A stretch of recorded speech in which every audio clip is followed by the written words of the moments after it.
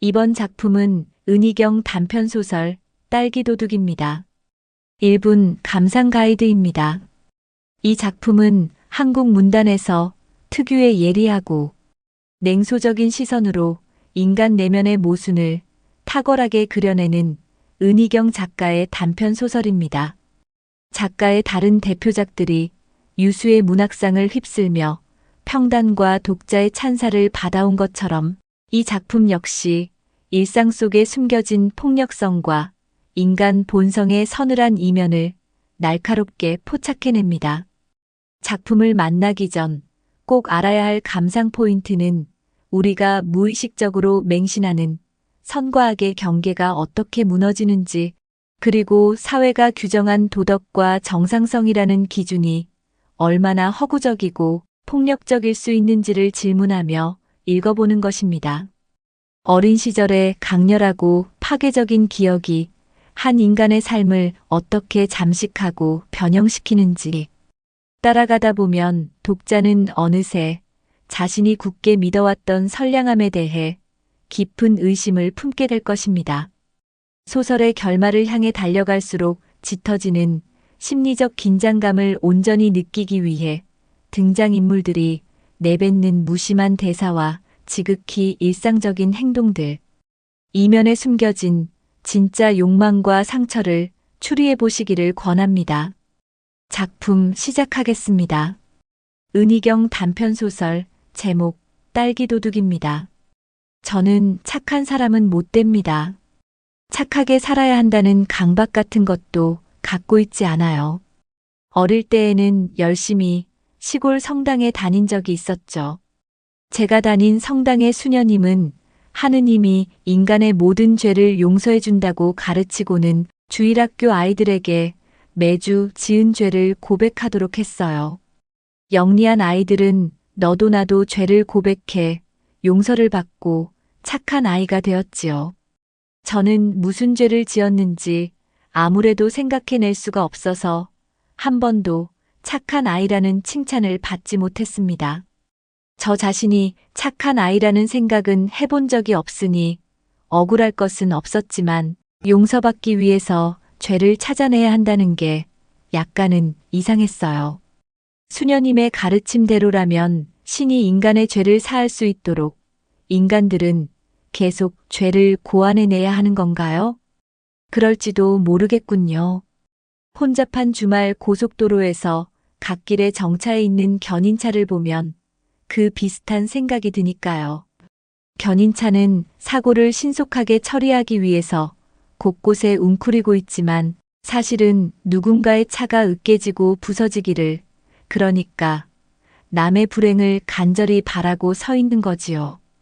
불행을 당한 사람을 도와주니 고마운 존재라고 해야 할까요? 아니면 타인의 불행을 기다리니 그 반대라고 해야 옳은가요? 때로 선과 악이란 건 참으로 불합리하게 얽혀 있는 것 같지 않아요? 저는 지금 어떤 사람들로 둘러싸여 있습니다. 수녀님처럼 저에게서 죄를 자백받으려고 기다리는 사람들이죠. 그러나 비록 착한 사람은 못 되지만 저는 그들이 주장하는 그런 죄는 저지르지 않았어요. 정말이지 기억에 없는 일입니다. 성선설은 맹자, 성악설은 순자, 이게 맞나요? 아니면 그 반대던가요? 시험 공부를 하면서 이름과 연관지어 달달 외웠던 기억이 나는데요. 맹자가 들어가서 어쩐지 사나울 듯한 맹자와 그에 반해 유순하고 온건할 것 같은 순자, 그 이름대로 따라가면 된다. 이렇게 외웠던 것도 같고 그 이름과 반대로 생각하면 된다. 이랬던 것도 같고 문제 풀 때마다 매번 헷갈려서 애를 먹었었죠. 어느 쪽이 옳은지 상관없습니다. 저는 어차피 공부하는 거리가 먼 학생이었고 또 고등학교를 졸업한 이후 시험과는 영 무관하게 살아온 데다가 시험에 나온다는 사실 말고는 누가 뭘 주장했든 관심이 없으니까요. 그리고 말이죠. 선과 악, 그게 시험 답안처럼 딱 정해진 것도 아니잖아요. 만약 제가 착한 일을 했다고 하더라도 그것은 제 시험 답안처럼 어차피 찍어서 마친 것뿐일 테지요. 자기 삶의 가치나 아름다움이니 반드시 이유와 명분을 찾으려는 사람을 보면 짜증이 납니다. 결국 자기 하고 싶은 대로 하는 게 사람인데 말이죠. 아주 드문 일이지만 진정으로 선하게 살려고 애쓰는 사람을 본 적은 있어요. 근데 저한테는 그처럼 막막하고 지루한 일도 없더라고요. 그들은 도대체가 왜 그래야 하는지도 모르면서 무조건 착하게 사는 것이 옳은 일이라고 믿고 있었어요. 그들이 말하는 착하다는 것은 모조리 어른들이 아이들을 다루기 쉽게 하기 위해서 겁을 주었던 내용 그대로였고요. 솔직히 말해서 저는 가난이라든지 경멸, 배신, 부당한 대우 같은 데에는 참을성이 좀 있는 편이지만 지루함만은 정말 견딜 수가 없거든요. 제 삶이 더 이상의 지루함은 받아들이기 어려울 만큼 권태로웠다는 얘기입니다. 오해는 하지 마세요. 심심한 걸 못 참아 우연히 택시에 합승한 남자를 간첩이라고 신고한다거나 머리에 빨간 리본을 단 여자아이들을 유괴하는 따위에 괴팍한 충동은 없으니까요. 그렇게라도 해서 권태를 벗어보려고 했다면 이미 심각한 상태에서는 얼마간 벗어났다는 증거일 겁니다. 하지만 저는 무슨 일이 됐든 아주 조금씩밖에 움직이지 않는 그런 성격입니다. 끈끈이에 내 발이 달라붙은 채 말라 죽기를 기다리고 있는 파리 같다고나 할까요? 제가 가난이라든가 경멸, 배신 따위에 참을성이 있다는 얘기를 좀 더 해보지요. 저는 11평짜리 낡은 임대 아파트에 살고 있고 월 70만 원 정도 받는 직장에 다니며 돈 많은 부모도 없으니 물론 부자는 아니지요. 하지만 텔레비전 드라마 속의 여자들 같이 커튼과 침대 커버가 같은 천으로 통일된 방에서 살고 대학생이거나 전문직 여성이고 쇼핑은 백화점으로 다니고 천장이 높은 카페에서 스테이크를 먹으며 데이트를 하고 그렇게 산다고 해서 특별히 재미있을 것 같진 않아요. 물론 먹을 양식이 떨어지고 겨울에 방 안에서 얼음이 얼고하는 정도라면 가난이라는 문제에 참을성을 갖는다는 게 좀 어리석고 화나는 일이겠지만 제 처지가 그 정도는 아니니까요. 저는 보잘것없는 현실을 극복한다든지 더 나은 미래를 추구한다든지 하면서 성실하고 건전하게 살아가는 타입은 못 됩니다. 사실은 그런 일이 쉽게 이루어질 게 뭐냐고 생각하는 편이에요. 욕심 없는 마음, 작은 행복, 밝고 건강한 웃음 운운하는 설교는 더 질색이고요. 그런 설교들은 자기들의 기준을 가지고 내가 행복한지 아닌지까지 멋대로 정해서 가르쳐 주려고 되는데 행복이란 누가 가르쳐서 알게 되는 게 아니라 각자의 느낌이잖아요. 그러니까 텔레비전을 보며 이렇게 중얼거리고 마는 거지요. 너희들도 나만큼이나 지루하구나 하고요. 저의 직장은 호수가 있는 공원 안에 있습니다. 새벽이면 부지런한 사람들이 뿌연 안개속을 헤치고 조깅을 하거나 자전거를 타고 한낮에는 노란 모자를 쓴 유치원 아이들과 유모차를 끌고 나온 여인들 목소리가 호숫가에 흩어집니다. 해가 질 때 공원은 가장 아름답지요. 벤치에 앉은 연인들은 밤이 되어가는 시각을 공유하는 기쁨에 손을 꼭 잡는가 하면 호수와 석양을 배경으로 말없이 걷는답니다. 가로등에 불이 밝혀지면 공기가 아늑해지면서 산책객들의 걸음이 느려져요. 휴일이면 캠코더를 든 젊은 아버지들이 아이들을 뒤쫓고 더운 여름날 저녁에는 다리 아래에 가족들이 모여서 바람을 쐬고 그리고 겨울날 눈에 덮인 나무와 자전거 길은 도시 속의 조그만 설국 같아요. 그 아름다움과 휴식, 모든 사람이 다 평화롭고 화목하다는 듯한 풍경이 저한테 얼마나 지겨운지 모르실 겁니다. 혼자 오는 사람들조차 검은 선글라스를 끼고 모자와 레깅스로 멋을 내고 대개는 이어폰으로 음악을 들으며 걷곤 하지요. 텔레비전 드라마에 나오듯이 말해요. 제가 하는 일은 관리 사무실의 격리입니다. 돈을 다루는 일은 언제나 뻔해서 하수구로 오염된 물을 버리는 일과 여러 가지로 비슷합니다. 건더기는 따로 모아두었다가 높은 자리 옆에 놓인 쓰레기통에 버리는 식이지요. 수시로 작은 눈가림과 불신과 소란이 생기지만 저는 장부를 깨끗이 정리하는 법을 대충 익히고 있습니다. 저는 또 사무실 안에 하나뿐인 젊은 여직원으로서 남자 직원들이 베푸는 일정한 관심과 격려를 독점하고 있어요. 제가 노처녀이고 말수가 적고 젖가슴이 유난히 크고 점심을 잘 먹지 않는데도 뚱뚱한 편이고 남자가 있는 것도 같고 없는 것도 같고 몇 년째 한결같이 긴 생머리를 유지하고 있고 살결이 희고 다른 곳에 비해 발목이 가는 편이고 피곤하면 입술 주위가 잘 부르트고 남자 못지않게 기운이 센 편이지만 허리는 유연할 것 같고 그 모든 것이 농담의 소재가 되지요.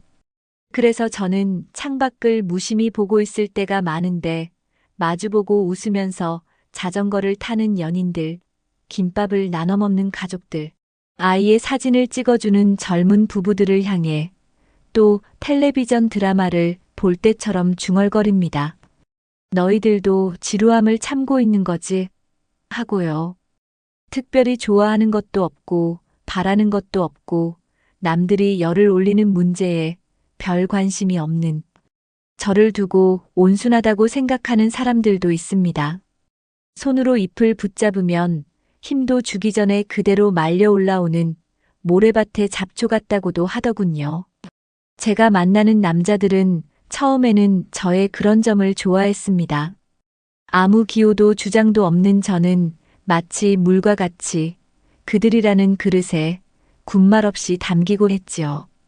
그들 중에는 공원 내 자전거 대여소에 호라비도 있었고 군 입대를 앞두고 매점에서 아르바이트 하던 휴학생도 있었고 1년에 한 번 열리는 자연보호 사진전 때마다 들락거리는 아마추어 사진작가와 꽃나무에 소독약을 치러왔던 방역회사 인부도 있었습니다. 그들은 자전거 타기를 가르쳐 주겠다거나 사진을 찍어준다는 작은 선심, 노골적인 육담과 은밀한 제안, 그리고 남아도는 에너지가 뚜렷한 방향 없이 아무렇게나 발산되고 있음에 분명한 당신의 멍한 표정에 묘하게 끌렸다는 유치한 쪽지 등으로 제게 접근해왔고 저는 까다롭지 않게 응했지요. 그들은 각기 취미를 갖고 있었습니다. 어떤 사람은 재즈를 좋아했고 또 어떤 사람은 바둑이나 야구 경기를 기름진 안주와 함께 술 마시기를 좋아했습니다. 챗 베이커라는 사람의 트럼펫 소리만 들으면 기분이 좋아지는 사람, 바둑 두는 일로 게으름과 무능을 변명할 수 있는 사람, 그리고 맥주잔을 쥐고 소리를 지르면서 야구 경기를 보면 화가 풀리는 그 사람들을 보면서 저는 조금의 즐거움이라도 누리기 위해서는 먼저 경험을 쌓고 기능을 익혀야 한다는 걸 알았습니다. 고기도 먹어본 사람이 즐기고 사랑도 해본 사람들이 자주 빠진다잖아요. 그러나 저의 경험 가운데에는 즐거움에 응용할 만한 것이 하나도 없었으므로 결국은 그 모든 남자들을 지루하게 만들었습니다. 그들은 저를 해픈 여자라고 또 둔하고 무식하다고 욕하며 떠났지요. 부당하게 생각하지도 않았고 그 남자들을 그리워해 본 적도 없습니다. 한두 해 전 남자와 함께 산 적이 있었습니다. 몇 달 후에 남자는 아무 말 없이 가버렸죠. 일주일쯤은 저녁밥을 지어놓고 그를 기다렸던 것 같아요. 늘 저를 가엾다고 말하면서 저를 위해 아무것도 해주지 못해 미안하다고 푸념하는 것 빼고는 그런 때로 견딜 만한 남자였죠. 관리 사무실의 안내 방송용 음향시설을 점검해 주었던 전기 기술자였는데 시골 본가에 있는 아내가 이혼만 해주면 곧 식을 올리자고 했지만 저는 별로 믿지 않았습니다. 그가 떠난 뒤 술이 죄다 옆으로 누운 그의 칫솔과 손잡이가 부러진 우산과 밑창이 벌어진 헌 슬리퍼 따위 그의 물건을 버리면서 저는 깨달았습니다. 그가 자기 물건은 다 가지고 갔고 저를 포함해서 수명이 다한 것들만 버려둔 것이지요. 누군가와 함께 살다가 혼자가 되면 좋은 점도 있습니다. 혼자 밥을 먹는 건 싫지만 라면 끓이던 젓가락 하나와 냄비만으로 설거지가 끝나니 그게 편하고 하나밖에 없는 의자를 눈치 보지 않고 차지하여 앉든 눕든 내 맘대로 할 수 있어 자유롭지요. 부엌칼을 자주 가는 버릇, 손을 오래오래 씻는 버릇, 흰옷 입기를 꺼린다거나 한밤중에 불을 켜지 않고 앉아있는 버릇, 그런 데 대해 간섭을 받지 않아도 되고요. 또 가뜩이나 비좁은 세면대 위에 면도기나 남자 스킨로션 같은 게 없으니 세수를 할 때 넓어서 좋기도 하고 화장실 사용을 아무 때나 할 수 있는 것만 해도 그렇답니다. 특히나 이 관계가 언제 끝날지 몰라 불안해할 필요가 없다는 게 가장 마음 편합니다. 남자가 떠났던 그때는 길 건너 고층 아파트의 신축 공사가 시작되던 즈음이었습니다. 저는 속옷이나 양말이 많지 않은 사람이 다 그렇듯이 빨래를 자주 하는 편이었는데 베란다에 나가 빨래를 널 때면 아파트 공사 현장을 우두커니 건너다보고 서 있는 시간이 많았습니다. 깊은 밤 거푸집 위에 부은 콘크리트 냄새를 맡으며 공사 현장 주변을 느릿느릿 산책했던 적도 한두 번 있는 것 같아요. 땅을 파고 골조를 올리고 마지막 내장 공사를 끝마칠 때까지 모든 과정을 다 지켜보았던 거죠. 마침내 준공날이 다가와서 입주를 기다리는 새 아파트답게 복도 층층마다 휘황하게 불이 켜지던 날 그 불빛을 오래오래 바라보았던 기억이 납니다. 어두운 베란다 구석의 빨래 건조대에 한 손을 얹고 서 있던 제 얼굴에까지 그 불빛이 와닿았던가요? 그때는 제가 밤의 유람선처럼 화려하게 불빛을 밝히고 있는 길 건너의 새 아파트에 들어가 보게 되리라는 건 전혀 몰랐죠. 몇 달 전이었는지는 정확히 기억나지 않습니다. 그날 저녁 저는 길 건너의 슈퍼마켓에 갔었지요. 새 고층 아파트가 지어지면서 생겨난 대형 마켓이었는데 거기에서 고향 친구인 은혜를 우연히 만났습니다. 그때 저는 몇 종류의 소시지를 하나하나 들어보며 가격을 비교하고 있었는데 무심코 건너편의 정육 코너 쪽으로 얼굴을 돌렸다가 깜짝 놀랐습니다. 어린 시절 보건소 안집에 살았던 은혜 엄마가 서 있었어요. 언제나처럼 하얗고 고운 얼굴에 단정한 머리 모양 때문에 금방 알아보았던 거죠. 그것은 은혜 엄마가 아니라 그때의 제 엄마 나이가 된 은혜였어요. 하긴 거의 10년 만이니까요. 한참 만에야 겨우 저를 알아본 은혜는 생긋 웃으며 반가워하더군요. 길 건너 임대 아파트에 산다고 했더니 어머 그렇게 됐구나 하며 꼿꼿한 이마를 살짝 찌푸린 채 고개를 몇 번 끄덕거렸고 결혼 안 했다는 말에 아직도? 라고 안타까운 듯 눈을 동그랗게 떴고 성당에 안 나간 지 오래라고 하자 자기 집 전화번호를 적어주며 일요일에 꼭 전화해 하는 것이었습니다. 은혜는 일요일마다 널따란 고층 아파트에서 나와 증권 회사에 다니는 남편의 승용차를 타고 3살 난 아들과 함께 성당에 간다고 했습니다. 은혜가 쇠고기 안심과 붉은 포도주와 제주산 먹갈치와 무공해, 야채, 수입 음료 따위가 잔뜩 들어있는 카트를 밀고 간 뒤 저는 덕용 포장의 라면과 파와 두루마리, 화장지와 빨래비누 석 장이 담긴 카트에 허리를 기대고 그의 뒷모습을 바라보았죠. 변한 게 별로 없다는 생각이 들었어요. 어릴 때에도 늘 칭찬만 받던 반듯한 아이였고 그런 아이들의 인생은 큰 굴곡 없이 계획대로 되어가게 마련이니 말이죠. 주일학교에서 수녀님은 처지가 다른 친구들끼리 수호천사를 맺어 서로 도와주고 보살펴 주도록 한 적이 있었습니다. 은혜가 저의 수호천사였어요. 영세명도 이름과 비슷한 뜻으로 붙였다는 글로리아 은혜. 늘 친절하긴 했어도 다른 친구들에게 하듯이 제 손을 잡고 다닌 적은 한 번도 없었어요. 그날 슈퍼마켓을 나오는 길에 영수증을 버리면서 은혜의 전화번호도 함께 버린 걸 뒤늦게 알았지만 상관없었습니다. 서로 격이 다른 아이들끼리 맺어놓는 수호천사라니 얼마나 위험한 놀이였던지요. 한쪽은 위선을 익혔을 뿐이지만 다른 한쪽은 자기가 이 세상에서 어떤 존재로서 살아가게 되어 있는지 깨닫고 제 인생을 혐오하게 되었으니까요. 이따금 그런 질문을 해본 적이 있습니까? 나는 과연 착한 사람일까? 나는 좋은 사람일까 아닐까? 사실 그런 질문은 조금은 새삼스럽고 어색하게 들릴 수도 있습니다. 자기가 나쁜 인간이라고 생각하는 사람은 별로 없을 테니 색다른 답을 기대할 수 없을 것 같기도 하네요. 또 착하다는 기준을 어디에 둬야 할지 혼란스러울 때도 있겠고, 어쨌든 간단한 문제는 아닌 것 같습니다.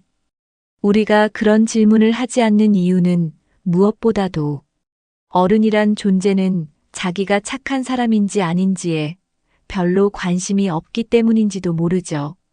그러나 어린아이들은 다릅니다. 어린아이일 때는 누구나 자신이 착하다고 믿고 싶어 합니다. 왜냐하면 착한 아이만이 어른들의 사랑을 받을 수 있으니까요. 동물의 왕국 프로그램에서 눈도 뜨지 못한 캥거루 새끼가 세상에 나오자마자 어미의 주머니 속으로 걸어 들어가는 것처럼 그건 일종의 생존 본능일지도 모릅니다. 어른의 보호를 확보하는 것 외에 달리 살아갈 방법이 없는 아이들로서는 말해요. 꾸중을 들을 때마다 큰 소리로 우는 아이들만 봐도 알 수 있죠. 그 애들은 잘못을 뉘우쳐서 우는 게 아닙니다. 혹시 자기들이 착하지 않은 아이일까봐 겁이 나서 아니면 자기를 착하지 않다고 생각하는 게 억울해서 우는 거죠. 아이들에게는 자신이 착하지 않은 아이로 보인다는 사실이야말로 사랑받을 수 있는 미천, 즉 생존의 조건을 잃어버리는 일이거든요. 사랑을 원하는 것은 모든 약한 존재들의 생존 본능이니까요. 그러므로 어느 날 착한 아이가 될 기회가 영영 사라져버렸음을 알았을 때 그 아이의 절망은 폭탄이 빗발치는 피난길에서 부모 손을 놓친 것만큼이나 심각한 일이었답니다.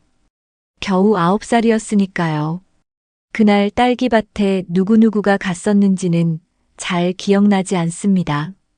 확실한 것은 아버지, 뒷집 사는 양자 언니, 아버지가 다니는 운수회사의 젊은 사장 아저씨와 친구인 보건소 아저씨, 그리고는 젊은 여자가 두어 명 더 있었던 것 같아요. 아버지의 트럭 짐칸에 나무 평상을 싣고서 모두들 그 위에 걸터 앉았는데 차양처럼 펼쳐진 여자들의 양산 아래로 둘씩, 셋씩 짝을 지어 높은 목소리로 얘기를 나누며 갔었습니다. 상기 아저씨는 나중에 자전거를 타고 땀을 뻘뻘 흘리며 혼자 왔었고요. 딸기밭에 딸기를 본 순간 저는 넋을 잃었어요. 봄이 끝나갈 무렵에 엄마가 아버지 상에만 한두 번 올리는 하얀 접시 위에 붉은 딸기. 그 예쁘고도 귀한 딸기가 무나 배추처럼 밭고랑에 줄을 맞춰 지천으로 열려 있다니 믿을 수 없을 정도였죠. 톱니처럼 끝이 뾰족뾰족한 세 쪽짜리 초록 잎사귀 뒤에 숨어서 빨갛게 익어가고 있는 딸기는 정말 예뻤습니다. 더러 흙이 묻은 것도 있었지만요.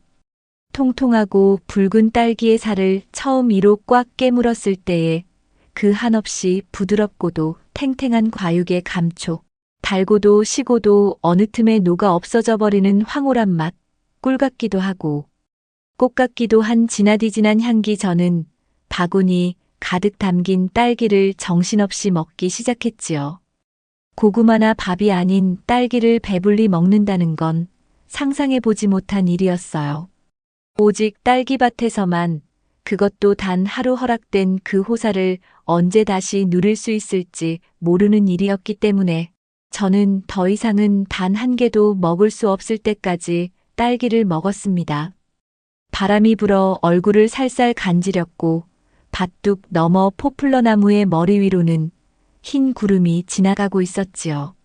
어른들은 남자 여자가 한데 어울려 하하호 웃음소리를 내고 간간히 박수까지 치면서 언제까지나 이어질 듯한 즐거운 시간을 보내고 있었는데 저도 아버지와 양자 언니 사이에 어여시 끼어 앉아 있었어요. 그런데 딸기를 다 먹고 났더니 아버지가 이렇게 말하는 것이었어요. 딸기 다 먹었으면 너는 그만 집에 돌아가라. 혹시 딸기를 너무 많이 먹은 벌이 아닐까? 저는 너무나도 당황했습니다. 양자 언니가 코맹맹이 소리로 거들었어요. 상기 아저씨가 자전거 태워줄 거야. 버림받는 것만도 서러운데 언제나 기름이 덕지덕지 엉긴 더벅머리에다가 봄, 여름, 가을 세 계절을 늘 똑같은 옷만 걸치고 변소 푸는 일 같은 동네 허드렛 일이나 하는 상기 아저씨한테 맡겨진다니 저는 더욱 싫었습니다. 아버지는 눈을 무겁게 치켜뜨고는 어른들 있는 데가 있다니까 하고 버럭 소리를 질렀지요. 발을 질질 끌며 상기 아저씨의 자전거로 걸어가면서 저는 그대로 그만 넘어져서 다리라도 부러져 버렸으면 좋겠다고 생각했습니다. 자전거가 막 출발하려는 순간이었습니다. 갑자기 보건소 아저씨가 이름을 부르며 손짓으로 저를 불렀지요. 그러면 그렇지. 얼른 소매로 얼굴을 문지르고 자전거에서 내려 어른들이 있는 곳으로 먼지를 날리며 타박타박 달려간 제게 보건소 아저씨는 조그만 보퉁이를 건네주었어요. 아저씨의 손수건 안에 가득 싼 그 딸기를 저와 동갑내기인 아저씨의 딸 은혜에게 갖다 주라는 거였지요. 물릴 대로 물린 저에게는 손수건 안의 딸기가 하찮고 처덕스럽고 얄미울 뿐이었습니다. 상기 아저씨가 그 조그만 보퉁이를 안장 옆에 묶었습니다. 한참을 달리다가 상기 아저씨는 솔밭 옆에 자전거를 세웠어요. 집까지는 꽤 먼 거리이고 포장도 되지 않은 흙길 위로 1시간 가까이 페달을 밟다 보니 쉬어갈 만도 했겠지요. 햇빛은 뜨거웠고 먼지도 풀풀 일었고요. 딸기를 쌌던 손수건은 그 안에 든 딸기알의 울퉁불퉁한 모양을 따라 망울망울 온통 붉은 물이 들어 있었습니다. 풀어보니 딸기들이 서로 부딪히고 으깨져서 들큰한 냄새가 코를 찔렀는데요. 그 순간 이상하게도 저는 다시 딸기에 대한 맹렬한 탐욕을 느낀 겁니다. 거의 적개심과 같은 기세였다고나 할까요? 양손을 번갈아 움직이면서 으깨진 딸기를 모조리 집어 허겁지겁 입에 넣었으니까요. 상기 아저씨는 그렇게 딸기를 집어삼키는 제 모습을 뚫어져라 바라보고 있었습니다. 다 먹고 나자 아저씨가 말했지요. 이리 와봐. 아저씨랑 뽀뽀하자. 아저씨는 버둥대는 나를 무서운 힘으로 내리눌러 풀밭 위에 쓰러뜨리고는 지독한 냄새가 나는 더러운 입을 제 조그만 입술에 댔습니다. 그리고는 쪽쪽 소리가 나도록 빨아대는 것이었습니다. 떼국에 절어 새까만 손은 저의 치마 속으로 들어와 여기저기 더듬거렸고요. 저는 아저씨가 싫은 것도 싫은 것이지만 그보다는 아버지와 양자 언니가 미워서 발버둥을 치며 엉엉 소리내서 울었지요. 조금 후 아저씨는 저를 놓아주더니 곧 딸기 한번 달다 하며 입맛을 쩍 다시는 것이었어요. 아저씨가 딸기밭에서 딸기를 거의 먹지 못한 건 사실이었죠. 다시 아저씨의 자전거 뒷자리에 올라타는 저의 온몸에는 정말로 기운이라고는 하나도 남아있지 않았습니다. 바로 조금 전 일인데도 머릿속이 텅 비어서 모든 일이 다 긴가민가 할 정도였어요. 요즘도 가끔 그런 증상이 나타나는데 아마 그때부터 시작된 것 같아요. 집에 돌아와서야 딸기 물이 든 손수건을 솔밭에 두고 그냥 왔다는 걸 알았습니다. 그 뒤로 한 이틀은 열이 나서 알았던 기억이 나요. 착하지 않은 아이로서 어른의 보호 없이 살아가야 할 미래가 두려워 며칠 밤 악몽을 꾸었습니다. 저의 바람은 비밀이 지켜지는 일뿐이었습니다. 세상은 속이는 것 말해요. 차라리 조용해버리는 방법까지는 아직 알 수가 없는 나이였으니까요. 이제 그의 이야기를 시작할 차례 같군요. 그가 언제부터 저의 집에서 함께 살기 시작했는지 역시 정확한 날짜는 기억할 수 없습니다. 분명한 것은 대형 마켓에서 은혜를 만난 며칠 뒤라는 거죠. 그날 그는 갑자기 찾아왔고 술을 청했으며 더불어 까다로운 조리를 해야 하는 안주를 요구했는데 저로서는 그 세 가지가 다 납득할 수 없는 일이었습니다. 제가 그에 대해 아는 것이라고는 앞집에 사는 남자이고 이따금 계단에서 마주치면 왜소한 상체를 옆으로 틀어서 길을 비켜주었다는 것 정도였어요. 벨소리가 들려 문을 열었을 때 저는 솔직히 의아했습니다. 밤 시각에 전혀 모르는 사람이 현관 앞에 서 있어서 말이죠. 문득 오른쪽 눈썹 속에 검은 점이 눈에 들어오더군요. 저 점을 어디에서 봤더라. 층계에서 몸을 비키며 눈썹이 꿈틀할 때마다 함께 움직이던 눈썹 속에 까만 점이 떠올랐어요. 좁은 이마 안경알 뒤에 처진 눈, 벌어진 코에 얇고 주름이 많은 입술, 정작 그의 얼굴은 전혀 기억에 없었던 거죠. 저는 뭐든 정면으로 보는 일이 별로 없으니까요. 술은 결국 그의 집 냉장고에서 나왔습니다. 지금까지 저는 누구와도 긴 얘기를 나눠본 적이 없습니다. 그날은 왜 그런 말을 하게 됐는지 모르겠어요. 그가 저와는 친하지도 않고 또 아무 상관이 없는 사람이기 때문이었을까요? 사람들은 낯선 곳에서 자신의 진짜 모습을 더 잘 드러내는 법이잖아요.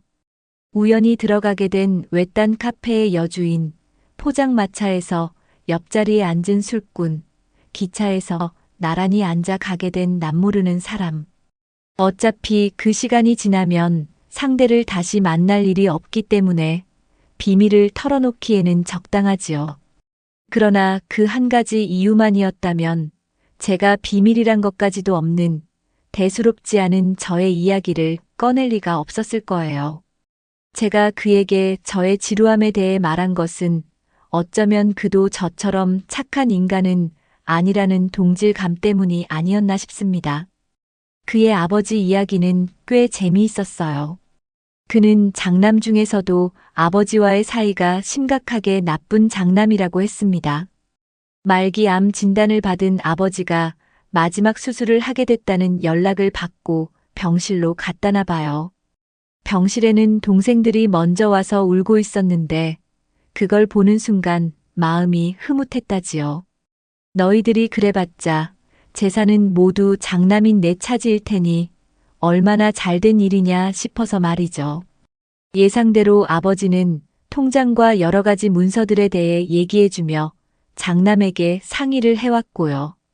텔레비전 드라마에서 흔히 보듯이 임종이 다가오면 사이 나쁜 아버지와 아들의 형식적인 화해가 쉽게 이루어지니까요. 몹시 위험한 수술이니 수술 도중 발생하는 모든 불행한 사태에 의사들은 책임지지 않을 거라는 요지의 수술 동의서에 흔쾌히 서명을 하고 그는 그날 밤 두 다리 쭉 뻗고 후련하게 술을 마셨다고 해요. 다음 날 병실에 가봤더니 뜻밖에도 의사들이 그 어려운 수술을 성공시켜 놓는 바람에 죽었을 거라고 생각했던 아버지가 우뚝 앉아 있더라는 거예요. 이튿날부터는 곧바로 걷기 운동을 시작해 회복 속도를 과시했고요. 그 다음 날은 같은 병실 환자들에게 장남이 얼마나 한심한 페류나인지 설파하고 있더랍니다. 그가 얼마나 화가 났을지 저는 상상할 수 있어요.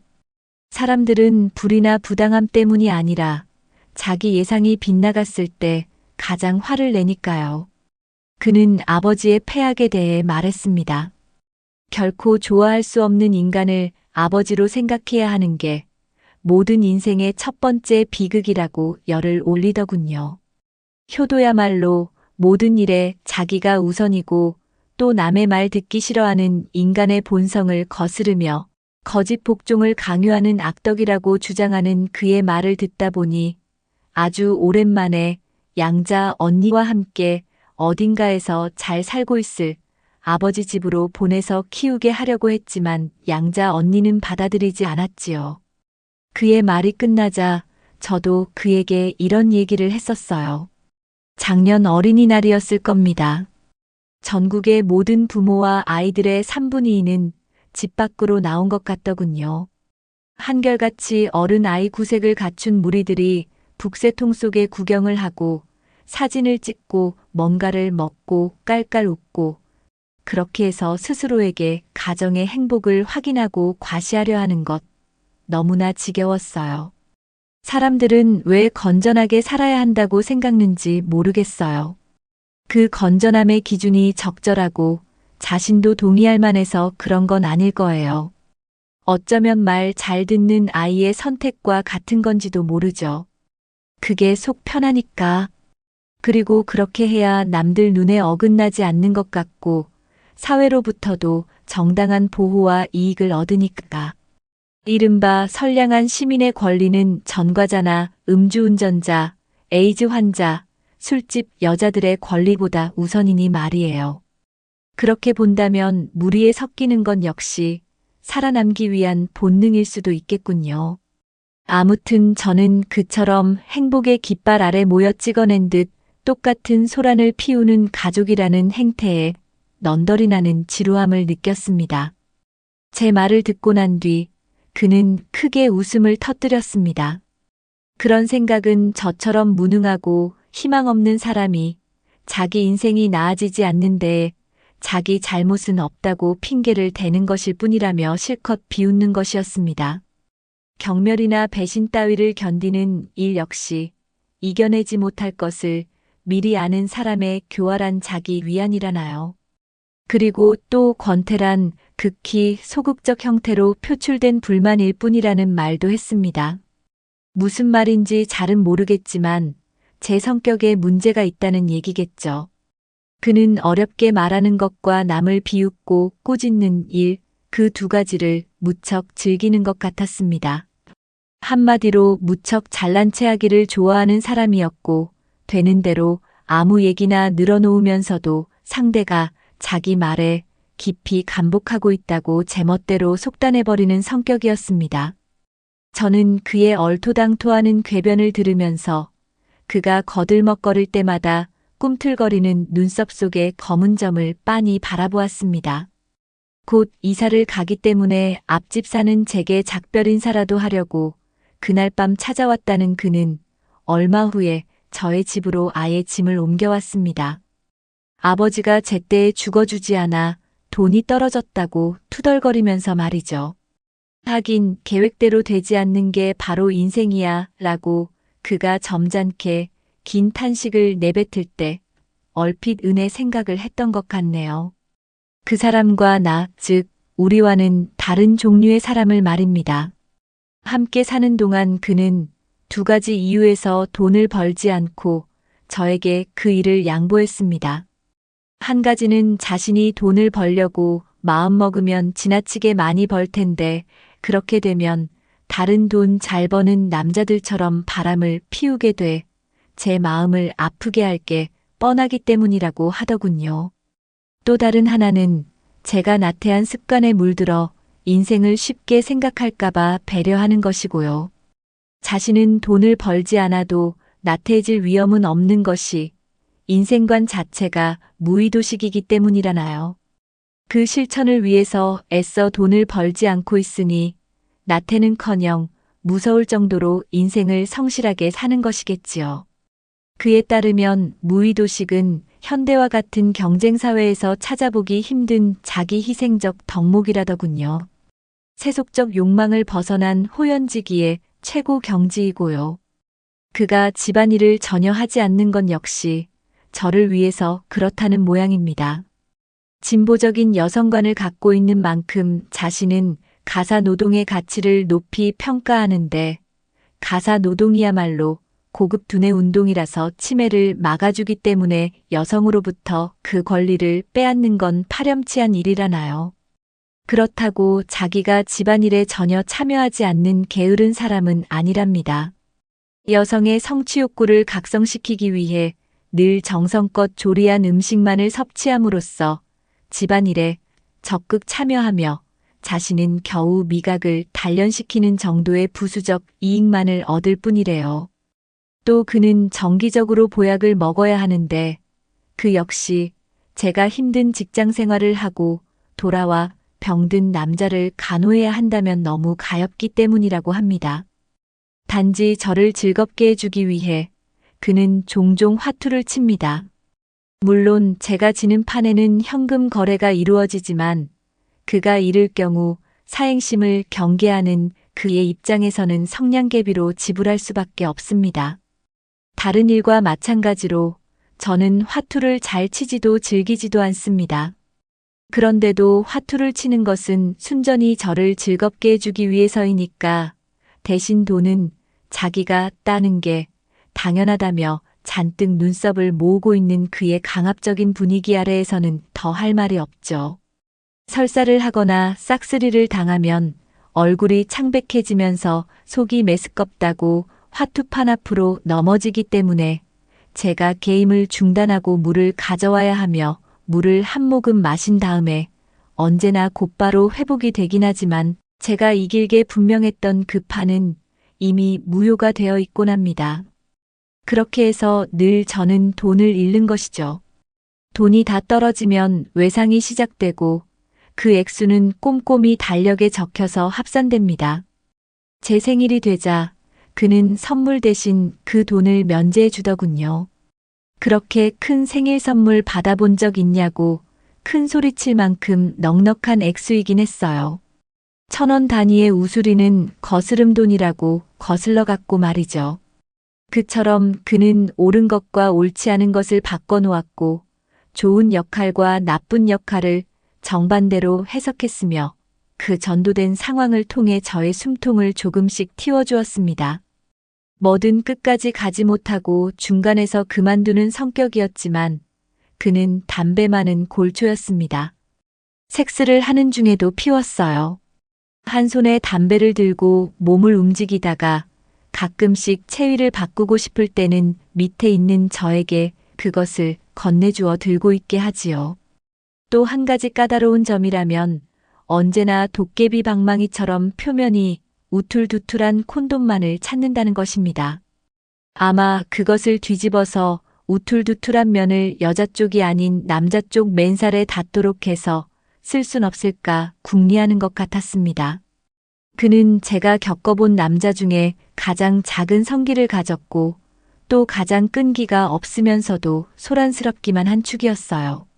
섹스가 끝난 뒤 남자의 몸이 슬그머니 빠져나갈 때마다 저는 그런 생각을 하곤 했었습니다. 상대에게 붙잡혔을 때 제 몸을 작게 만들어서 도망치는 것 중에 가장 이기적이고 약은 것이 남자의 성기라고 말이죠. 그는 제 몸에 붙잡힐만 하면 어느 틈엔가 몸 안에 차있던 것을 얼른 내뱉고 변신하여 식어 빠진 오징어 튀김처럼 풀이 죽어버리는 것이었습니다.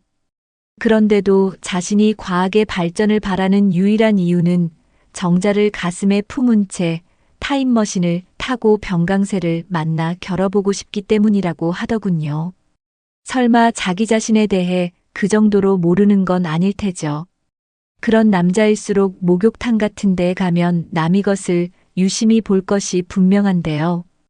열등감을 호승심으로 바꾸는 방식도 그답게 뻔뻔스럽다고나 할까요? 언젠가 그는 갓 20살짜리 순진한 아가씨와 결혼을 다짐하고 함께 잤는데 일이 끝난 뒤 아가씨가 약간 울먹이며 오빠 나 정말 사랑하는 거지? 라고 물었던 모양입니다. 그러자 그는 아가씨를 사랑스러운 눈으로 바라보며 여자애들은 다들 같이 자고 나면 꼭 그걸 물어보더라라고 대답했고 그 아가씨가 당장 옷을 챙겨 입고 자기 곁을 영원히 떠난 이유에 대해 지금까지도 이해하지 못하고 있습니다. 제가 만드는 음식이 주로 라면과 김치뿐이라는 데에 불평이 끊이지 않는 터라 저는 월급날 몇 번인가 그와 함께 외식을 했습니다. 한 번은 약속 시간에서 2시간이나 지난 시각에 나타나더니 들어서자마자 입구 자리에서 아는 여자를 발견하고는 저더러 먼저 집에 가라고 하는 것입니다. 그의 주장에 따르면 상대의 삶과 자유에 대해 아무 요구도 하지 않는 비감상적인 관계에서만 두 사람은 행복하게 될 수 있다고 합니다. 에로틱한 우정이 공격적인 사랑으로 변질되지 않으리라는 것을 확신했기 때문에 나와의 동거라는 어려운 결심을 했다고 말이죠. 이것은 그의 말이 아니라 그가 몇 권 갖고 있는 외국 소설에나 나오는 말 같습니다. 곳곳에 밑줄이 쳐져 있는 것을 본 적이 있거든요. 그가 한글을 익힌 이유는 자기를 합리화하고 남을 질책할 말을 책에서 찾아내기 위해서인 게 틀림없습니다. 라면과 소시지를 즐겨 먹는 저에게 그는 넌 방부제를 하도 먹어서 죽은 뒤에도 몸이 안 썩을 거야 라고 악담을 퍼붓지요. 저는 우유는 먹지 않습니다. 그러므로 텅텅 빈 냉장고에 마지막까지 남아있는 우유는 그의 차지입니다. 유통기한이 지난 우유를 줄 때마다 그는 날짜를 확인하고는 너 때문에 나는 외롭지 않게 됐어. 함께 지옥에 갈 여자가 생겼으니 말야라고 소리칩니다. 그런 다음 하는 수 없다는 듯이 그 우유를 마지막 한 모금까지 다 마시죠. 어느 일요일엔 담요와 이불을 빨아서 베란다 철책에 널고 들어오자 방바닥에 비스듬히 누워있던 그가 저를 올려다보며 너는 힘만 세지. 그 힘으로 서커스 같은데. 자원에서 코끼리 역할로 돈을 벌 머리는 없더라라고 비꼬았어요. 조금 뒤 제 발이 그의 허벅지를 밟고 지나갔기 때문에 그로부터 일주일쯤 다리를 절었었죠. 밤마다 찜질을 해야 했는데 제가 수건을 갈아줄 때마다 쉴 새 없이 투덜댔어요. 수건을 왜 이렇게 뜨겁게 하는지 모를 줄 알고 여차하면 내 얼굴에 덮어버리려고 그러는 거지. 내가 왜 흰옷을 싫어하는지도 다 알아. 그건 살인마들의 공통점이라고. 흰옷은 피가 잘 튀고 빨아도 핏자국이 잘 안 없어지니까 무의식적으로 꺼리는 거야. 너 칼 가는 솜씨 보고 다 알았어. 그뿐인 줄 알아? 너는 악마야. 악마니까 밤중에 불도 안 켜고 그렇게 우두커니 앉아있기를 좋아하는 거라고. 내가 사람이라면 내 다리를 밟았겠냐. 이 암사마귀. 밤에 뛰는 걸 보면 악마와 암사마귀를 겸하고 있는 게 분명해. 그렇지? 이런 식으로 말입니다. 그는 잠이 아주 깊어서 한번 잠들면 절대 깨는 법이 없습니다. 잠든 그의 두 손목을 앞가슴께로 모아 머플러로 묶은 다음 머리통을 갈겨보았는데도 죽은 사람처럼 아무 반응을 보이지 않더군요. 그 뒤부터 잠든 그를 침대 밑으로 굴려 떨어뜨려 보기도 하고 밤새 매트리스와 함께 꽁꽁 묶어두었다가 새벽에 풀어놓기도 했지요. 잠든 사이에 그의 손톱과 발톱을 모조리 깎아놓은 일도 있었어요. 그의 몸을 깔고 드러누워 있으면 저보다 체구가 작은 그는 얼굴이 찌그러지고 짓눌린 채 가까스로 숨을 색색 몰아쉬며 자는데 조금은 귀엽답니다. 다음 날에는 물론 사소한 보복이 따라옵니다. 자기가 자는 동안 제가 노끈으로 목을 조르거나 가위로 이불을 갈라 그 속에서 솜을 꺼낸 뒤 입을 틀어막거나 혹은 딱딱 소리를 내며 자기의 뼈를 한 개씩 부러뜨리는 꿈을 꾸었다는 거예요. 그게 단순히 꿈이라면 어떻게 그처럼 생생할 수 있겠냐고 펄펄 뛰며 저를 악마라고 욕하는 겁니다. 하지만 저는 아무것도 기억이 안 납니다. 그것은 그의 꿈속에서 일어났던 일일 뿐이고 저는 그런 짓은 하지 않았잖아요. 그가 거의 매일같이 반복하는 말이 있습니다. 아침에는 나 오늘 떠나이고 밤에는 나 내일 떠나기로 했어입니다. 저녁에 퇴근에 들어와 보면 여전히 텔레비전 앞에서 웅크리고 자고 있지요. 하도 여러 번 반복되다 보니 그 말을 믿지도 않았지만 정말로 어느 날인가 그가 떠나고 없다 하더라도 아무렇지 않을 것만 같았습니다. 그가 무슨 일로든 죽어버린 뒤까지도 저는 여전히 제 곁에 있다고 착각할지도 모르겠어요. 그라는 사람은 기분 내키는 대로 아무 약속이나 했고 아무 결심이나 했고 그 모두를 전혀 지키지 않았으며 종래에는 일관성 있게 행동하는 사람들을 실컷 비웃었어요. 그가 우리의 관계에 대해 뭐라고 말했는지 아세요? 서로가 사이좋게 돌을 던지는 관계라고요. 어떤 외국 가수가 부른 비 오는 날의 여자인가 하는 노래의 가사에 비슷한 내용이 있다고 합니다. 제가 그 노래를 모를 것이 뻔하니 아무렇게나 말하는 게 분명해요. 상관없어요. 서로 속이면서 그것을 서로에게 용인해주는 관계라는 뜻 아니겠어요? 은혜를 다시 만난 것은 역시 슈퍼마켓에서였습니다. 그날 저는 은혜에게 이끌려 48평짜리 고층 아파트에 들어갔습니다. 은혜네 집은 저의 눈에 새로울 게 하나도 없었습니다. 텔레비전에서 본 그대로였지요. 은혜의 표정에 들어있는 무료함까지도 말이죠. 파출부 아줌마가 내온 음식이 과일이나 녹차가 아니라 고구마였던 게 좀 달랐다고나 할까요? 은혜가 저희 집에도 한번 놀러 오겠다고 했으므로 저는 함께 사는 남자가 있어 곤란하다고 대답했습니다. 은혜는 깜짝 놀라며 걱정과 꾸지람이 담긴 심각한 얼굴로 결혼할 남자냐? 하고 물었어요. 아니, 제 입에서는 곧바로 대답이 나왔죠. 그 사람이라면 굳이 결혼을 하지 않고도 결혼해서 남자가 얻을 수 있는 모든 것을 얻는 방식을 택하는 게 당연하겠고요. 저로 말하자면 결혼을 하겠다느니 안 하겠다느니 거기에 대해 생각해 본 적이 별로 없습니다. 그러나 그 사람 같은 남자와 결혼한다면 그것은 착한 여자들이겠지요. 저는 착한 여자가 아니고 또 솔직히 말해 착한 사람들을 그다지 좋아하지 않아요.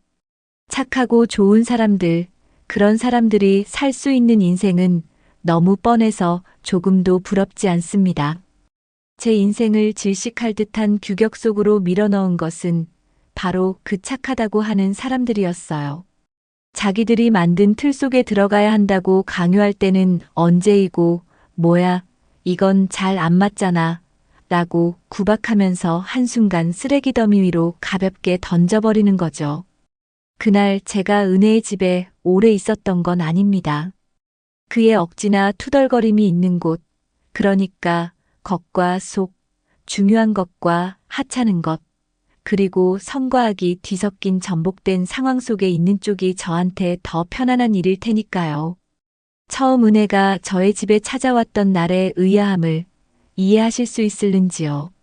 그 애는 어린 시절 저의 수호천사였던 때와 같은 표정을 짓고 문 앞에 서 있었습니다. 손에는 조그마한 딸기 바구니를 들었더군요. 은혜가 집 안에 들어서자 풍경이 완전히 다른 것으로 바뀌는 느낌이었어요. 그렇지 않아도 좁은 저의 집은 그 애의 몸에서 나는 향수 냄새로 가득 차버렸고요. 흑백 화면이 컬러로 바뀌듯이 우중충했던 실내에 갑자기 색깔이 입혀지는 듯한 느낌도 약간 있었어요. 무엇보다 그 집에 사람이 셋이나 들어앉은 것은 생전 처음의 일이었습니다. 집에 찾아오는 사람도 없을 뿐더러 저는 어쩐지 여러 사람을 한꺼번에 만나는 자리는 싫어해서 단둘이 만나는 쪽을 택해왔거든요. 낡은 물건들로만 가득 찬 집안에 한 발을 디딘 은혜는 유난히 어둑신한 집안을 둘러보며 무슨 비밀의 집 같다 얘라고 어색한 첫마디를 던졌습니다. 그를 향해서는 보기 좋게 얼굴을 붉히고는 시선을 내리깔며 손님이 계신 줄 몰랐어요 라고 짐짓 아무것도 모른다는 듯이 말하더군요. 은혜의 그 말에 그는 이유 없이 큰 소리로 웃어젖히는 것이었습니다. 은혜는 성당에 함께 가자는 말을 하고 싶어서 왔다고 했습니다. 어릴 때 성당에서 우리 참 친했거든요. 은혜의 말에 저는 고개를 끄덕였습니다. 그리고 또 그런 것이 낯선 남자를 대하는 정숙한 여자의 태도인지 은혜는 그에게 자기 이름을 말하지 않고 글로리아라는 영세명으로 자기소개를 했어요. 은혜가 찾아온 시각은 9시 가까운 때였는데 10시가 지나자 아들이 깼을지도 모른다면서 자리에서 일어났습니다. 그러나 다음번에 놀러 왔을 때는 11시 넘어서 갔고 그 다음번에는 1시에 그리고 그 다음에는 다시 11시쯤 돌아갔던 걸로 기억합니다. 시간이 많이 늦었다 싶으면 그가 은혜를 집까지 바래다 주었고요. 그렇게 4차례뿐 그와 함께 있을 때 은혜가 저의 집에 온 적은 더 이상 없었습니다. 그리 내키지 않았지만 2번째던가 3번째에는 셋이서 함께 가까운 노래방에 갔었습니다. 같이 사는 동안 몇 번인가 그를 밖에서 만난 적이 있었는데 그는 늘 시간을 지키지 않는 것을 당연하게 생각하고 있었습니다. 남의 시간을 뺏어서라도 자기의 시간은 아껴야 한다나요? 자기한테 있는 게 시간뿐인데 그것마저 아끼지 않으면 얼마나 가난한 존재이겠냐. 재산 모으는데 반대하지 마라. 뭐 들으나 마나 한 소리입니다. 어쨌든 그렇기 때문에 언제나 만나기로 약속한 시간이 되어서야 집에서 나오지요. 노래방 같은데 놀러 갔을 때조차도 열심히 시간을 아낀다고 하더군요. 노래책에서 자기가 부르고 싶은 노래를 발견하면 언제라도 남이 부르고 있던 노래를 중지시키고 자기가 부를 노래의 번호를 누른다고 말해요. 자기가 노래할 때 따라 부르는 사람을 엄청나게 혐오한다고 하는데 언젠가는 친구 하나가 자꾸만 화음을 넣기에 그 입속으로 마이크를 던져 명중시켰다는 믿기 어려운 얘기까지 했습니다. 그런데 은혜와 함께 갔던 날 그는 어쩐 일인지 마이크를 전혀 잡지 않고 노래 부르는 은혜의 모습만 하염없이 바라보더군요. 하긴 저도 그랬으니까요. 성가대원이라는 은혜는 천사처럼 노래했어요. 그 다음번 왔을 때에도 은혜의 손에는 또다시 조그만 딸기 바구니가 들려 있었습니다. 셋이 함께 딸기를 먹으며 은혜가 말했어요. 어릴 때 제 별명이 뭐였는지 아세요? 딸기 도둑이었어요. 은혜는 그 말을 하고는 제가 무안할까봐 그랬는지 입술을 깨물면서 자기 혼자 조용히 웃음을 참는 모습이었습니다. 귀여운 별명이죠? 라고 변명해 주듯이 덧붙여 말하기까지 했어요. 딸기밭에 갔다 온 날로부터 며칠이 지나 저는 겨우 열이 내려 학교에 갔습니다. 수업이 파에 돌아오는 길이었어요. 보건소 앞을 지나는데 갑자기 유리문이 벌컥 열리고 보건소 아저씨가 나왔어요. 그러고는 깜짝 놀라서 우뚝 서 있는 제게 다짜고짜 묻는 거예요. 너 은혜한테 딸기 갖다 줬냐? 딸기밭에 갔던 날 저녁 집에 돌아가서 이미 다 알았을 일을 두고 보건소 아저씨는 마치 정말로 모른다는 듯이 눈을 부릅뜬 채 계속 물었어요. 딸기 줬냐니까 딸기, 은혜 딸기 말야. 저는 더듬거리며 가까스로 대답했어요. 아, 아니요. 그래. 아저씨는 그 말이 나오기를 기다리기라도 했다는 듯이 제 앞으로 한 발 쓱 다가오더니 고개를 외로 꼬고 제 눈을 똑바로 바라보며 말하는 거였어요. 그럼 내가 먹었구나? 저는 온몸을 떨었고 입이 얼어붙어 아무 말도 할 수 없었죠. 좋아, 그러면 손수건이라도 돌려줘야지. 그 말에 갑자기 오금이 저렸는지 제 다리는 베베 꼬이기 시작했어요. 두 손을 양쪽 허리에 척 얹은 보건소 아저씨의 다음 말은 계속되었습니다. 내 아버지한테 가서 딸기하고 손수건 값 물어달라고 해. 안 그러면 넌 도둑이야, 도둑. 순간 온몸에 힘이 쭉 빠진다 싶더니 허벅지, 그리고 이어서 살비듬이 허옇게 일어난 맨 종아리를 타고 느릿느릿 뜨뜻한 선 한 줄기가 그어졌고요. 이내 양말이 축축해졌어요. 그것을 본 보건소 아저씨는 실없이 웃고는 다시 유리문 안으로 들어갔습니다. 저는 신발 속에서 질벅거리는 무거운 발을 질질 끌고 엉거주춤한 걸음으로 집으로 돌아왔어요. 뒤란의 우물가로 저를 데려가 씻겨주며 엄마는 욕을 퍼부었습니다. 이 등신 9살이나 된 년이 똥오줌도 못 가려. 응, 대체 할 줄 아는 게 뭐가 있나? 딸기밭에서는 내 아버지 끝까지 따라가라니까 왜 너만 혼자 왔어? 자전거 태워준다니까 환장했지. 오살할년.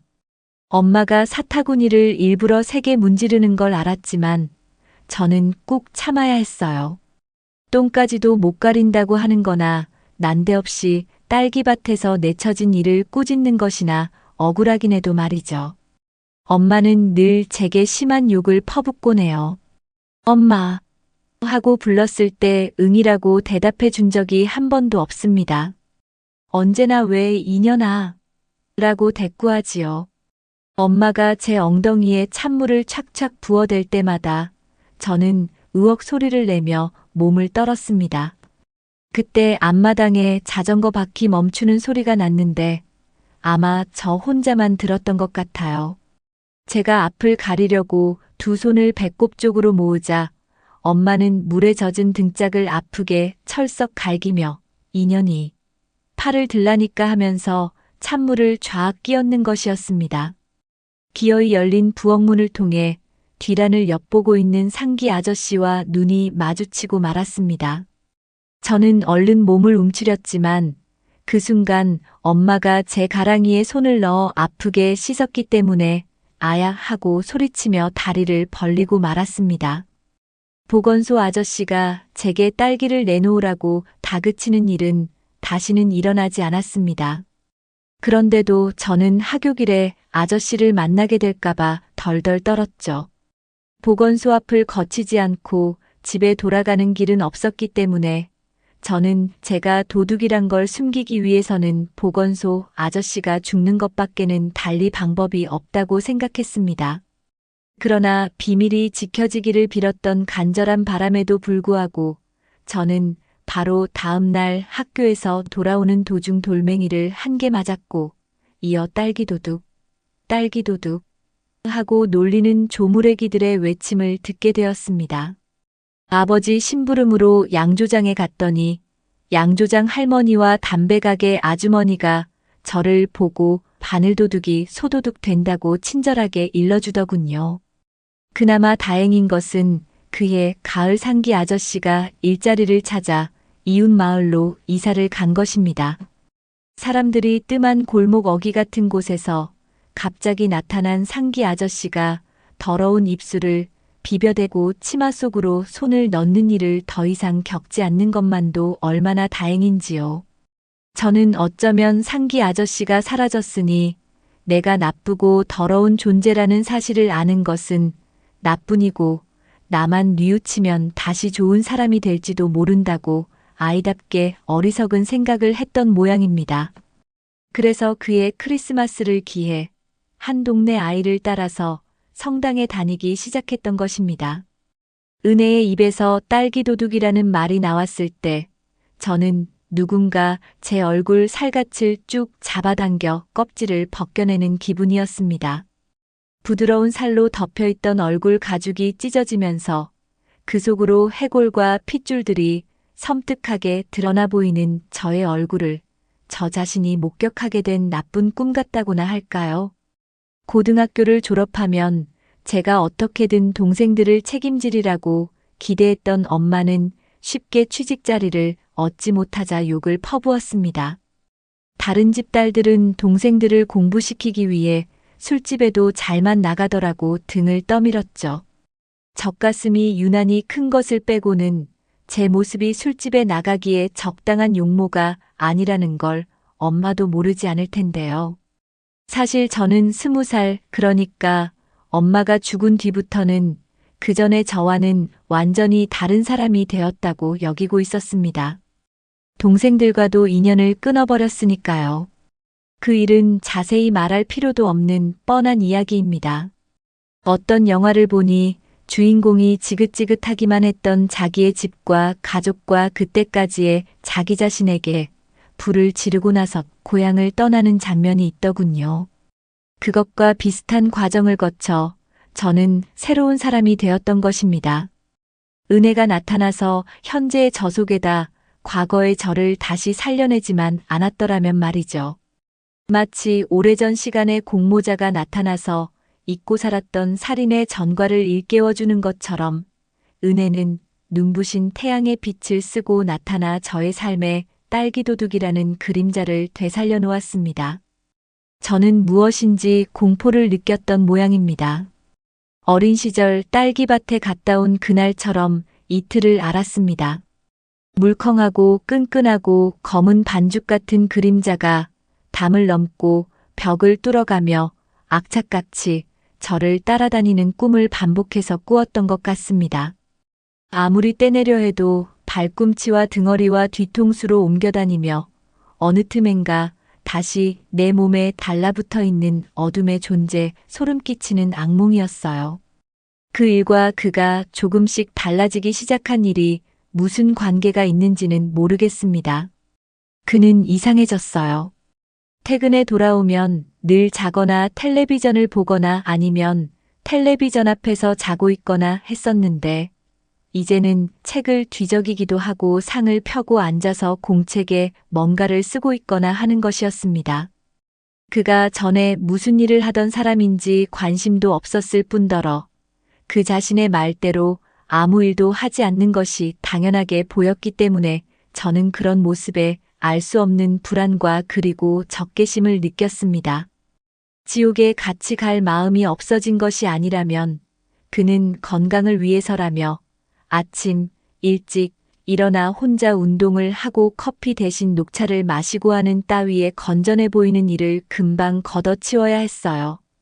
그러나 그답지 않은 일은 매일같이 늘어났지요. 음악을 듣기 시작했는가 하면 잘난 체와 잔소리와 농담하는 시간을 아까워하게 되었고 혼자 무슨 생각인가 골몰에 있기 일쑤였어요. 심지어 제가 들고 간 밥상의 귀퉁이를 함께 잡아서 내려놓기도 하고 물을 갖다 주자 고맙다는 인사말까지 하는 게 아니겠습니까? 그는 절대로 남을 칭찬하는 법이 없었고 설령 칭찬을 한다 해도 그 공로를 칭찬받은 사람에게가 아니라 그것을 알아본 자신의 직관에다 돌리곤 했어요. 그가 하는 얘기에서 자기 자랑이 나오지 않았다면 그것은 아직 말 끝날 때가 멀었다는 뜻이죠. 그의 중요한 입버릇인 저 새끼들 다 죽어야 되만 해도 그렇습니다. 그가 가장 좋아하는 텔레비전 프로그램은 고발 프로그램인데 시작하기 전 탁자 위에 물 한 잔과 담배를 준비하고 볼륨을 크게 높여놓고 자신의 흥분을 기다리는 그의 모습은 주인의 발소리를 듣고 일어난 돼지들이 꿀꿀이 죽을 기다리는 것처럼 즐겁기만 합니다. 그가 뇌물을 싫어하는 것은 당연히 받아본 적이 없기 때문이죠. 그가 원조교제를 욕하는 건 역시 자기가 해보지 못한 재미있는 짓을 하는 녀석들이 꽤 많다는데 약이 올라서이고 환경 문제에 흥분하는 것도 사촌 중에 그린벨트 지역의 땅을 사두고 개발 제한에 풀리기를 기다리는 사람이 있는 탓이고 사기 사건에 펄쩍 뛰는 이유는 자기보다 머리 좋고 배포 큰 놈들이 많다는 데 대한 질투 때문입니다. 그때마다 저 새끼들 다 죽여버려 라고 외치지요. 그래야만 그 사람이라고 할 수 있는 거잖아요. 저는 늘 그래요. 어떤 일은 자세히 기억이 나고 또 어떤 것은 기억이 잘 안 납니다. 은혜가 저의 집에 마지막으로 왔던 날은 똑똑히 기억이 나요.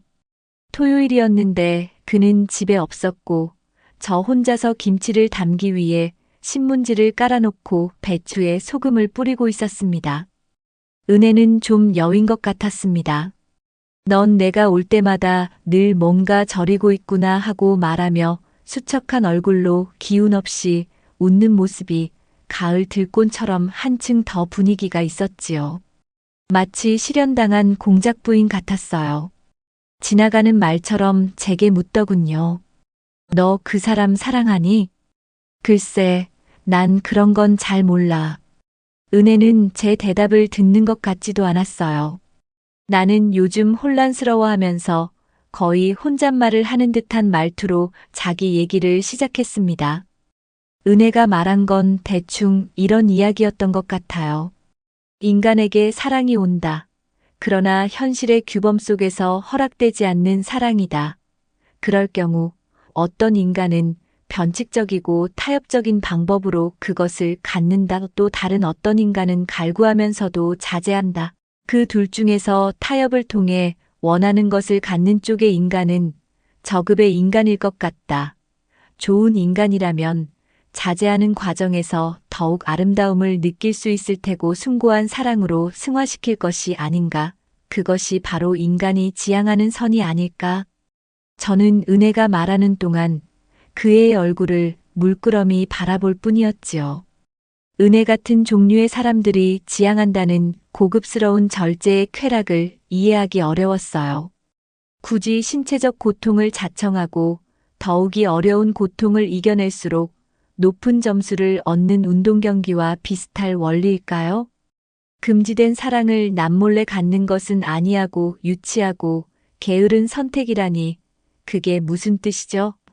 사랑이 생겨날 때까지는 아무 절제 없이 그 단맛을 즐겼던 사람들이 왜 그 다음부터는 자제해야 한다고 말하나요? 그런 것이 고급 게임이라는 건가요? 애초부터 저는 은혜가 말하는 고상한 이야기를 이해할 수 있는 처지가 아니었습니다.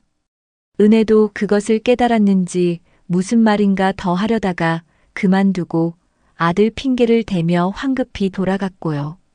아무튼 그 뒤로 저는 맹세코 은혜를 다시 만난 적이 없습니다. 사랑이나 용서, 저 같은 사람이 기대해 무엇을 알겠습니까? 수녀님이 저의 잘못을 용서해준 사건에 대해서나 얘기해보지요. 교리 공부방에 놓여있던 커다란 촛대만한 마리아 상이 없어진 일이 있었어요. 교리 공부를 하던 아이들은 10명도 넘었지만 도둑이라는 의심을 받을 만한 사람은 저뿐이었습니다. 모두 다 제 별명을 알고 있었으니까요. 수녀님은 저를 따로 부르더니 자애로운 표정으로 제 머리를 쓰다듬었어요. 제가 뭐라고 말하려 하자 조용히 고개를 가로저으며 아무 말 안 해도 괜찮아. 하느님은 모든 걸 다 용서해 주신단다라면서 하느님 대신으로 저를 용서해 주었지요. 용서를 받긴 했어도 저는 저를 용서한 하느님께 고마운 마음이라곤 털끝만치도 없었습니다. 다만 수녀님이 너무나 부드럽게 제 손을 잡아주었기 때문에 그만 고개를 푹 숙이고 말았지요. 죄에 대해서는 그도 저와 비슷한 생각을 갖고 있었습니다. 교회에서 하는 일 중 가장 마음에 안 드는 게 용서라고 볼멘 소리를 하곤 했으니까요. 그는 신을 만나 직접 확인해 보기 전까지는 신의 이름을 빌려 용서라는 것을 해주는 놈들의 위임권을 절대 인정할 수 없다고 일없이 거품을 물곤 했습니다. 그런데 그날 그는 공책에 이런 걸 끼적거려 놓고 자고 있더군요. 나는 비천한 포로요 죄인이다. 오 나의 여신. 그녀의 고귀함과 아름다움만이 나를 용서하고 구원하리. 어떻게 생각하세요? 이런 한심한 글귀를 쓴 사람이 설마 내가 아는 그일 리는 없잖아요. 그의 몸에 다른 사람이 들어와 사는 게 틀림없어요. 다른 사람이 그들이 주장하는 대로 은혜가 간 뒤 얼마 되지 않아서 딸기를 사가지고 그 애의 아파트에 찾아갔던 것은 사실입니다. 아주 많은 딸기를 갖고 갔었어요. 딸기 따위는 너무 흔하고 하찮아서 훔칠 이유가 없다는 듯이 말입니다. 그러나 은혜를 만나지는 못했죠. 그 집은 불이 다 꺼져 있었고 사람의 기척이 없이 조용했거든요. 마음이 답답해져서 그곳 옥상에 올라가 잠시 바람을 쐰 다음 집에 돌아와 김치를 마저 담갔고 그러고 나서 아래층 화단에 김칫독을 묻었을 뿐이에요. 그런 다음에요. 오래오래 손을 씻고 저녁밥을 먹고 나서 베란다에 널었던 빨래를 걷었지요. 국을 끓이려고 남겨두었던 마지막 배추 한 통을 칼로 가르다가 갑자기 어지러워져서 신문지 위로 쓰러졌던 겁니다. 왜 믿지 못하죠? 순간적으로 머릿속이 텅 비고 온몸에 기운이 하나도 없는 채로 기억을 놓쳐버리는 일이 전에도 종종 있었다고 말했잖아요. 정신을 차려보니 그들이 저를 둘러싸고 있었지요. 그들이 대체 무슨 상상을 했는지 아세요? 제가 은혜의 목구멍을 딸기로 막아버린 뒤 온몸을 딸기로 지시겨 아파트 옥상에서 밀어떨어뜨렸고, 그런 다음 집에 돌아와서 잠들어 있는 그의 배를 마치 배추통처럼 칼로 갈라 김칫거리를 절이듯 소금을 뿌려 구덩이에 던져 넣었다고 생각하는 모양입니다. 어째서 그런 상상을 하죠? 은혜와 그가 실종된 것이 제 잘몰라도 되나요? 그리고 전에 함께 산 적이 있는 전기기술자의 행방이 저하고 무슨 상관이죠? 길 건너 고층 아파트의 시멘트 골조 사이에서 그의 시신이 부패된 채 발견되기라도 했단 말인가요? 저는 공사 현장 근처를 산책했을 뿐이에요. 군대에서 죽은 대학생, 그리고 소식을 알 수 없는 사진작가와 방역회사 인부, 그들이 이 세상에서 사라져버린 것까지 어째서 저와 관련이 있다고 생각는지 저는 정말 이해할 수 없습니다. 그들의 말대로 저와 관련이 있는 남자들이 모두 실종되거나 죽었다면 상기 아저씨와 보건소 아저씨가 그렇게 된 것도 제 탓인가요? 상기 아저씨는 어느 겨울날 길바닥에서 술 취해 자다가 얼어 죽었고, 보건소 아저씨는 제가 중학교를 졸업하던 해 복어탕을 잘못 먹어 피를 토하고 죽었습니다. 그것도 다 제가 한 짓이란 말인가요? 저, 은혜가요? 그래요. 제 이름도 은혜예요. 우리는 둘 다 은혜였죠. 은혜에게는 글로리아라는 다른 이름이 또 있지만, 수녀님이 주기도문과 사도신경과 성모송을 외우지 못한다고 끝내 영세를 기회를 주지 않았기 때문에 저는 다른 이름은 가지지 못했어요. 아주 오래전 봄날이었는데요. 하느님의 은혜로 태어난 아이라는 뜻으로 은혜라는 이름을 지어 붙였던 은혜 할아버지는 손녀를 호적에 올리기 위해 읍내로 가던 길에 저희 아버지와 마주쳤습니다. 아버지는 몇 달이 지나도록 깜빡 잊고 있었다며 저의 출생신고도 같이 해줄 수 있겠냐고 물었죠. 자애롭다고 소문난 은혜 할아버지는 흔쾌히 허락했지만 막상 읍사무소에 도착했을 때에는 아버지가 일러준 제 이름을 기억해낼 수가 없었습니다. 먼저 은혜를 호적에 올린 읍사무소 직원은 아무렇게나 쓰면 어때? 라고 생각했는지 제 이름이 들어갈 빈칸에도 똑같은 이름을 적어 넣었어요. 그렇게 해서 저는 호적에 등재된 이름을 쓰는 초등학교 시절 이후로 은혜와 똑같은 이름으로 불리게 된 것입니다. 세상에는 선과악이 섞여 있듯 은혜에도 온갖 종류가 있으니까요. 다시 또 말하는데 저는 그들을 죽이지 않았습니다. 그들은 아마 어딘가로 함께 떠나는 중일 거예요. 기차나 비행기를 타고 그 사람도 은혜에게만은 친절하겠죠. 당연한 일이잖아요. 아마 은혜가 앉을 의자에 먼지를 떨어주고 식당에서 은혜의 앞에 숟가락을 놓아주고 밤 공기가 차다고 점퍼를 거서 은혜의 어깨에 걸쳐줄 거예요. 멋진 곳을 구경시켜주고 듣기 좋은 말들을 속삭이고요.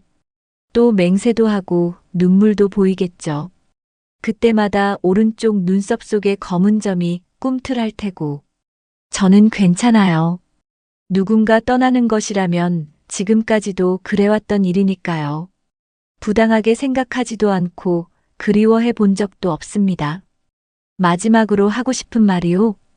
그가 더 이상은 좋은 사람이 되지 않았으면 할 뿐이에요. 행복을 빈다는 말 따위는 하지 않아요. 다시 말하지만 저는 착한 사람은 못 됩니다. 딸기 도둑이잖아요. 작품 해설입니다.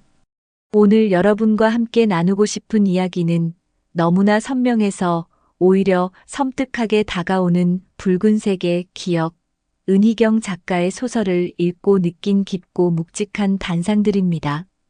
책장을 덮고 나서도 한참 동안이나 방 안의 공기가 차갑게 가라앉는 듯한 묘한 기분을 떨쳐낼 수가 없었습니다. 우리는 늘 빛나고 따뜻한 이야기에서 위로를 찾는다고 생각하지만 때로는 인간 내면의 가장 어둡고 습한 바닥을 적나라하게 보여주는 이야기 앞에서 알 수 없는 해방감을 느끼기도 합니다.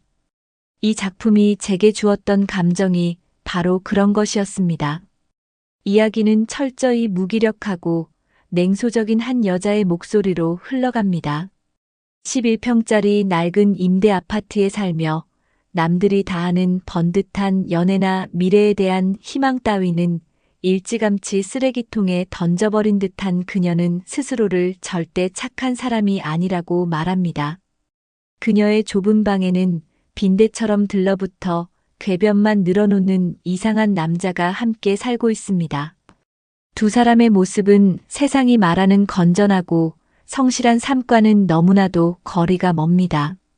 하지만 글을 읽어내려갈수록 저는 묘하게도 이 삐딱하고 불친절한 화자의 목소리에 속절없이 빠져들고 말았습니다. 그녀가 세상을 향해 던지는 차가운 비웃음 속에는 우리가 억지로 모른 척하며 덮어두었던 일상의 위선들이 너무나도 아프게 찔려 있었기 때문입니다. 그녀가 이토록 세상에 마음을 닫아버린 이유는 어린 시절 겪었던 끔찍한 하루의 기억 때문입니다. 눈이 시리도록 붉고 탐스러운 딸기가 가득했던 밭, 가난한 아이에게는 생전 처음 허락된 황홀한 맛이었습니다. 하지만 그 달콤함의 대가는 가혹했습니다. 어른들의 이기심에 떠밀려 낯선 남자에게 끔찍한 폭력을 당하고 엎친 데 덮친 격으로 억울한 딸기도둑이라는 누명까지 쓰게 됩니다. 진짜 도둑질을 하고 어린아이의 영혼을 파괴한 것은 위선으로 똘똘 뭉친 어른들이었지만 세상은 힘없는 아이에게만 죄를 묻고 손가락질을 했습니다.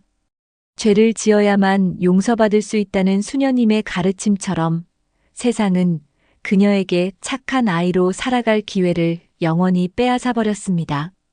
시간이 흘러 성인이 된 그녀 앞에 어린 시절 자신과 이름은 같지만 전혀 다른 찬란한 삶을 살았던 친구 글로리아가 나타납니다. 부유한 남편의 귀여운 아이까지 텔레비전 속 행복한 가정의 표본처럼 살아가는 그 친구는 그녀의 초라한 집을 기웃거립니다.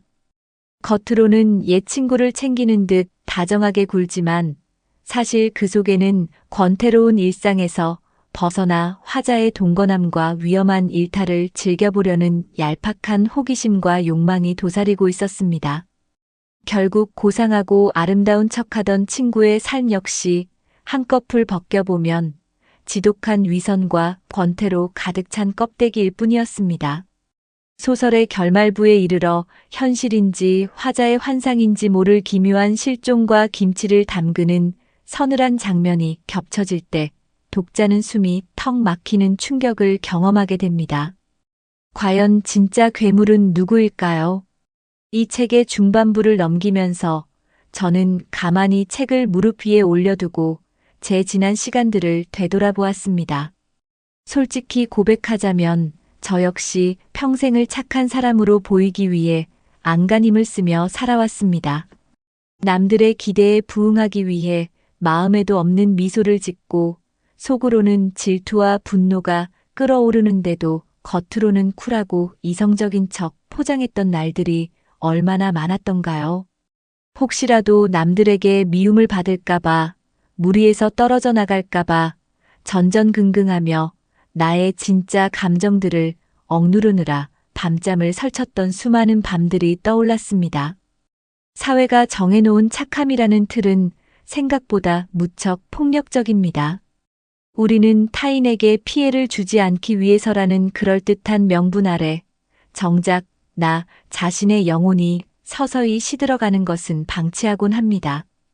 소설 속 화자가 지루함을 견딜 수 없다고 착하게 사는 것만큼 막막하고 지루한 일은 없다고 툭 내뱉었을 때 제 가슴 한구석에서 묘한 통쾌함이 터져나온 것은 우연이 아닐 것입니다. 그녀는 비록 비틀리고 어두운 삶을 살고 있을지언정 적어도 자신을 속이면서까지 타인의 입맛에 맞는 삶을 연기하지는 않았기 때문입니다. 글을 닫으며 생각합니다. 우리는 굳이 완벽하고 훌륭한 인간이 될 필요가 없다는 것을요. 내 안에 숨겨진 지질한 욕망, 찌질한 질투, 때로는 남의 불행을 보고 남몰래 안도하는 비겁한 마음까지도 그저 나라는 사람의 한 조각임을 덤덤하게 인정할 때 비로소 우리는 그 지독한 위선의 굴레에서 벗어날 수 있을 것입니다. 가슴속에 지워지지 않는 붉은 얼룩 하나쯤 품고 살아가는 모든 불완전한 사람들에게 다정하게 건네는 위로보다 100배는 더 묵직하게 다가오는 이 서늘하고 매혹적인 이야기를 조용히 권해드립니다. 작품 분석입니다. 1. 작가의 서사 기법과 상징성 분석. 이 작품에서 가장 돋보이는 서사 기법은 신뢰할 수 없는 1인칭 관찰자 겸 주인공 시점의 절묘한 활용입니다. 화자는 자신의 삶을 서술함에 있어 끊임없이 자신은 착한 사람이 아니라고 거듭 강조하며 자신의 기억이 온전하지 않거나 특정 사건에 대해 의도적으로 회피하고 있음을 은연중에 드러냅니다. 독자는 화자의 담담하고 건조한 고백을 따라가면서도 그녀의 진술 이면에 감춰진 끔찍한 진실과 환상의 경계를 끊임없이 의심하게 됩니다. 이러한 서사 기법은 독자를 단순한 관찰자가 아닌 화자의 심리적 미로 속을 함께 헤매는 적극적인 동참자로 만듭니다. 작품 전반을 관통하는 가장 강력한 상징물은 단연 딸기입니다. 어린 시절 화자에게 딸기는 결코 닿을 수 없는 매혹적인 욕망이자 붉고 찬란한 생명력을 의미했습니다. 하지만 밭에서 딸기를 허겁지겁 삼키고 폭력을 당한 그날 이후 딸기는 지워지지 않는 낙인이자 부패해가는 욕망, 그리고 끔찍한 핏빛 상처로 그 의미가 완전히 전복됩니다. 성인이 된 은혜가 들고 온 조그만 딸기 바구니는 화해의 매개체가 아니라 화자의 억눌린 과거를 폭력적으로 헤집는 기폭제로 작용합니다. 또한 화자가 본능적으로 꺼리는 흰옷은 역설적으로 가장 작은 오점이나 핏자국조차 명징하게 드러내는 결백에 대한 강박을 상징합니다. 어린 시절 세상의 더러움을 온몸으로 받아내야 했던 화자에게 무결함을 뜻하는 흰색은 폭력적일 만큼 낯설고 두려운 색채인 것입니다. 화자와 동명이인인 글로리아 은혜의 존재 자체가 거대한 상징이기도 합니다. 빛과 그림자처럼 완벽하게 대비되는 두 사람의 모습은 사회적 규범에 순응하여 선량함을 연기하는 삶과 폭력에 노출되어 세상의 변두리로 밀려난 삶이라는 거울의 양면을 보여주며 작품의 주제의식을 극대화합니다. 2. 심리학적 등장인물 분석. 작품을 이끌어가는 주인공인 화자는 극심한 유년기의 상처로 인해 심리적 방어 기제를 견고하게 쌓아올린 인물입니다. 그녀는 어른들의 위선과 폭력 앞에서 철저히 무력했던 기억을 안고 자랐으며 그 결과 세상에 대한 기대와 희망을 완전히 차단해버렸습니다. 가난이나 경멸에는 참을성이 있지만 지루함은 견디지 못한다는 그녀의 고백은 사실 어떤 자극에도 깊이 상처받지 않기 위해 자신의 감정을 무감각의 상태로 마비시킨 결과입니다. 그녀는 끊임없이 자신을 착한 사람이 아니라고 규정하는데 이는 사회가 요구하는 도덕적 잣대에서 스스로를 배제시킴으로써 타인에게 평가받거나 버림받는 두려움으로부터 자신을 보호하려는 심리적 생존 전략입니다. 그녀의 무기력함은 단순한 게으름이 아니라 세상이라는 거대한 폭력 앞에서 선택한 가장 소극적이고 단단한 형태의 저항인 셈입니다. 그녀와 좁은 아파트에서 기묘한 동거를 이어가는 남자는 극단적인 자기애와 인지, 부조화를 보여주는 인물입니다. 그는 자신의 무능력과 나태함을 세속적 욕망을 초월한 숭고한 행위로 포장하며 끊임없이 궤변을 늘어놓습니다. 텔레비전 속 타인들의 범죄나 일탈을 보며 과도하게 분노하는 그의 모습은 사실 자신이 갖지 못한 용기와 실행력에 대한 지독한 열등감과 질투의 발로입니다. 그는 화자에게 기생하면서도 그녀를 깔아뭉개고 통제함으로써 자신의 나약한 자아를 유지하려 합니다. 흥미로운 점은 화자가 이 남자의 뻔뻔한 위선을 정확히 꿰뚫어 보면서도 그를 내치지 않는다는 것입니다. 화자에게 이 남자는 사회의 가식적인 선량함보다 차라리 투명하게 악하고 솔직하게 비열한 존재이기에 오히려 심리적 편안함을 제공하는 기형적인 안식처가 됩니다. 또 다른 은혜, 즉 글로리아는 화자와는 정반대의 궤적을 그리며 자라난 인물로 우리 사회가 이상적으로 생각하는 정상성과 선량함의 결합체입니다. 풍요로운 환경, 다정한 남편, 귀여운 아들, 그리고 성당에서의 경건한 생활까지 그녀의 삶은 완벽한 진열장 같습니다. 하지만 그녀가 화자의 좁고 어두운 아파트에 반복해서 찾아오고 낯선 동거남에게 묘한 기류를 풍기는 심리적 변화는 그녀 내부의 억압된 욕망을 여실히 드러냅니다. 규범 안에서만 살아온 그녀는 역설적으로 자신의 삶이 주는 끔찍한 권태를 견디지 못하고 화자의 세계가 상징하는 혼돈과 일탈에 매혹됩니다. 그러나 그녀는 끝내 자신의 욕망을 숭고한 절제라는 이름으로 합리화하며 위선적인 태도를 유지합니다. 결국 이 세 인물의 복잡하게 얽힌 관계도는 누가 진짜 선하고 악한 것인지, 우리가 믿는 도덕이 얼마나 쉽게 무너질 수 있는 모래성인지를 뼈아프게 보여주는 갈등의 축이 됩니다. 3. 함께 들으면 좋은 작품들 추천. 이 작품의 짙은 그림자와 인간 내면에 대한 서늘한 통찰을 깊이 음미하셨다면 한강 작가의 소설 채식주의자를 함께 읽어보시기를 권해드립니다. 두 작품은 겉보기에는 전혀 다른 이야기를 하고 있는 듯하지만 폭력적인 세상과 타인의 시선 속에서 자신만의 기이한 방식으로 생존을 모색하는 여성의 심리를 다루고 있다는 점에서 깊은 맞닿음이 있습니다. 채식주의자의 주인공 영애가 육식을 거부하고 나무가 되려 함으로써 가부장제와 인간의 근원적 폭력성에 저항한다면 이 작품의 화자는 무기력과 냉소, 그리고 도덕적 불감증이라는 반패 뒤로 숨음으로써 세상의 위선에 맞섭니다. 두 소설 모두 평범하고 일상적인 공간이 한순간에 숨막히는 감옥으로 변하는 과정을 밀도 높게 그려내며 독자로 하여금 정상과 비정상의 경계가 과연 무엇인지 치열하게 묻게 만듭니다. 타인에 의해 강요된 삶의 궤도를 이탈하여 자신만의 어둡고 고독한 시면으로 걸어 들어가는 두 주인공의 궤적을 겹쳐서 읽어보신다면 문학이 인간의 상처를 어떻게 해부하고 위로하는지 그 무서운 힘을 더욱 진하게 느끼실 수 있을 것입니다. 여기까지 은희경 단편소설 딸기도둑이었습니다. 오늘도 함께 해주셔서 감사합니다.